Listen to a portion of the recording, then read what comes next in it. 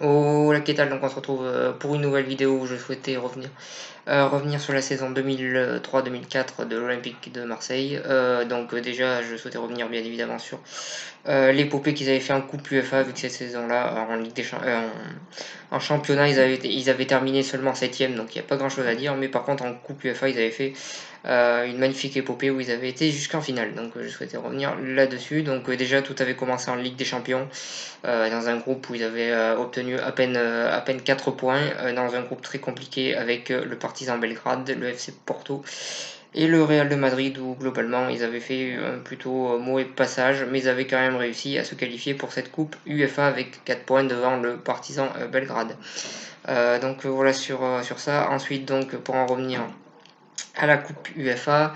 Dès les 16e de finale, ils avaient joué contre le Niko Petrov, où ils avaient gagné 1-0 à domicile et fait un match nul, ce qui les avait permis de se qualifier en quart de finale, sans être spécialement un exploit, mais qui permettait de se qualifier au tour suivant, et où ils sont tombés face à Liverpool, et où ils ont créé l'exploit de gagner 2-1 à domicile, après avoir fait un match nul, un partout à l'aller, ce qui les avait permis de se qualifier grâce à un but de Didier Drogba et de Maïté. C'était vraiment un exploit, vu que Liverpool avait une très bonne équipe à l'époque, et c'était le premier exploit qu'ils ont réellement fait dans cette coupe UEFA. Donc ensuite, ils ont joué les quarts de finale face à l'Inter de Milan. Là aussi, ils ont créé l'exploit, victoire 1-0 à domicile et victoire 1-0 au retour, où Didier Drogba était suspendu et où Kamel Meriem avait marqué un magnifique but, et ce qui les avait permis d'aller en demi-finale dans un exploit assez incroyable à San Siro, où ils avaient gagné 1-0. Voilà sur ça. Ensuite, les demi-finales face à Newcastle, 0-0 à l'extérieur, et un match à domicile où Drogba avait montré encore une fois son talent exceptionnel qu'il avait à l'époque et qui avait planté un doublé, ce qui avait permis à l'OM de se qualifier en finale dans une ambiance de folie, et où l'OM avait battu son record d'influence de l'époque au stade Vélodrome. Voilà sur ça, ce qui les avait permis d'aller en finale. Voilà.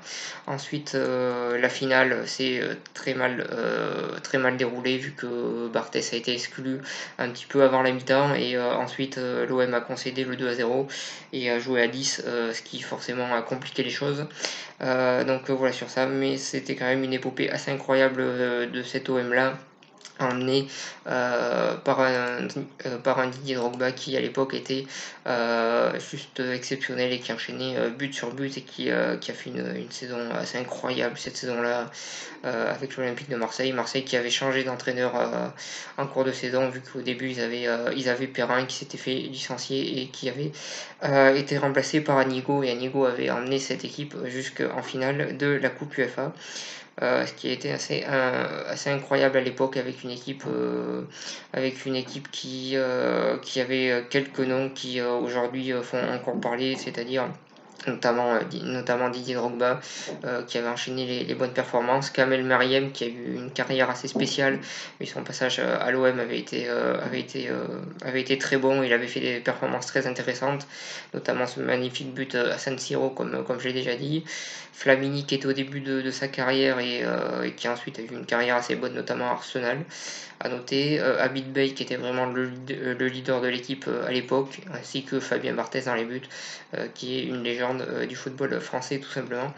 Voilà sur ça, et sur cette épopée de l'Olympique de Marseille, qui était assez incroyable, avec une équipe qui avait de l'insouciance, je dirais, qui calculait pas forcément les choses, mais qui arrivait toujours à s'en sortir, avec une défense qui tenait la route, et qui prenait très peu de buts, et notamment avec un excellent gardien, et une attaque qui se projetait assez rapidement vers l'avant, et avec un Didier Drogba qui pouvait marquer à tout moment, et qui avait fait une saison juste exceptionnelle, ce qui avait permis à l'OM d'aller jusqu'en finale UEFA, en créant quand même 3 exploits: éliminer Newcastle, éliminer l'Inter et éliminer Liverpool.